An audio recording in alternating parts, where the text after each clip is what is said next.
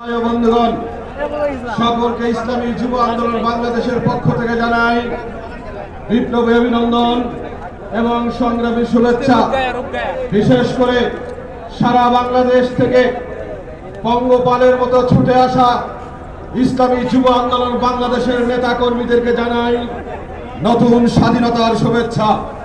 প্রিয় ভাই ও বন্ধুগণ, আজকের এই মহাসমাবেশ প্রমাণ করে আগামীর বাংলাদেশের যে বন্দোবস্ত হবে সেটা ইসলামকে বাদ দিয়ে হতে পারে না।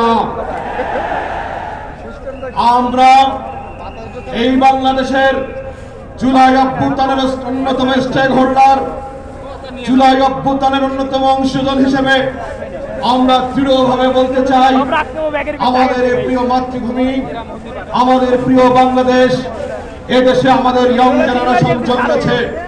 স্বাধীনতা সচক্ষে দেখিনি, স্বাধীনতার গল্প আমি পড়েছি, শুনেছি। আমরা ৭১-এ যে স্বাধীনতা এনেছিলাম, আমরা ৫২-তে যে সংগ্রাম করেছিলাম, আমরা সবচেয়ে যে ২৪-এর গণ অভ্যুত্থান ঘটিয়েছি, এর সিংহভাগ ইতিবাচক ভূমিকা রেখেছে বাংলার সচেতন যুব সমাজ।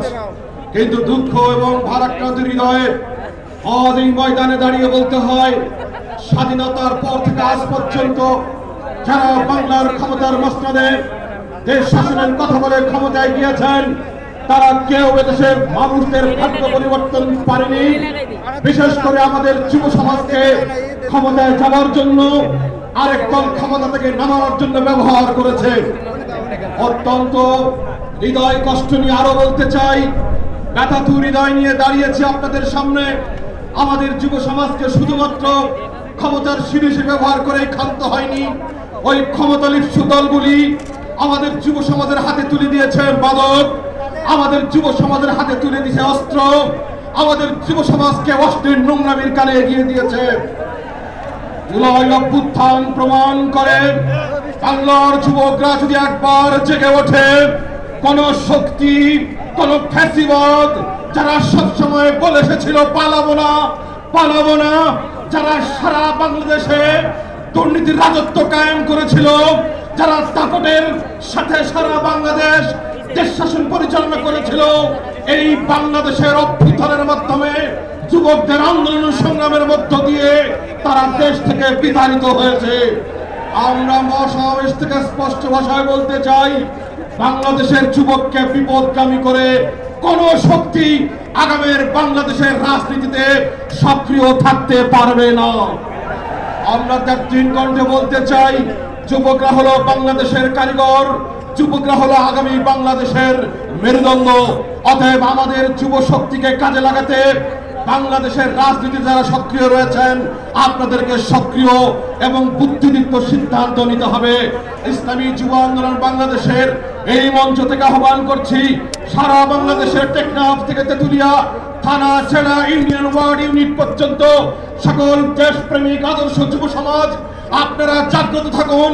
ইতিপূর্বে নগদ ইতিহাস বলে যত নতুন কোন স্বৈরাচার, নতুন কোন ফ্যাসিবাদ, চাঁদাবাজের দৌরাত্মের রাজনীতি অপচেষ্টা চালায়, সন্ত্রাসবাদের রাজনীতি যদি অবলম্বন করে, ইসলামী যুব আন্দোলন বাংলাদেশ তাদের প্রতিহত করবার জন্য ইস্পাত কঠিন মজবুত দেয়াল তৈরি করবে ইনশাআল্লাহ। শুধু তাই না, আগামীতে ইসলাম পন্থার বিজয়কে সুনিশ্চিত করবার জন্য সেন্টার ভিত্তিক কমিটি গঠনের মধ্য দিয়ে আমাদেরকে দুর্বার একটি ইস্পাত কঠিন মজবুত প্রাচীর তৈরি করতে হবে।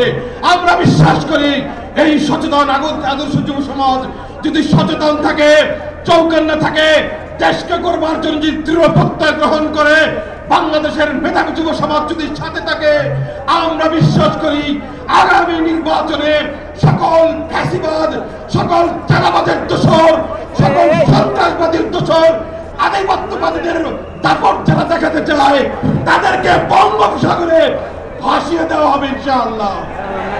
আগামীর নির্বাচনকে ঘিরে সকলকে সচেতন থাকবার জন্য, ইস্পাত কঠিন মজবুত দেয়াল তৈরি করবার জন্য প্রস্তুত থাকার উদাত্ত আহ্বান জানিয়ে আমার বক্তব্য শেষ করছি। ওমা আলাইনা ইল্লাল বালাগ।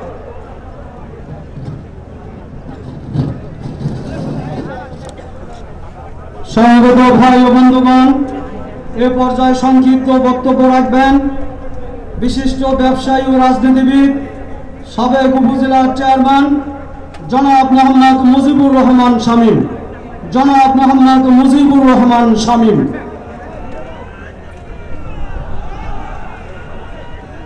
বিসমিল্লাহির রহমানির রহিম।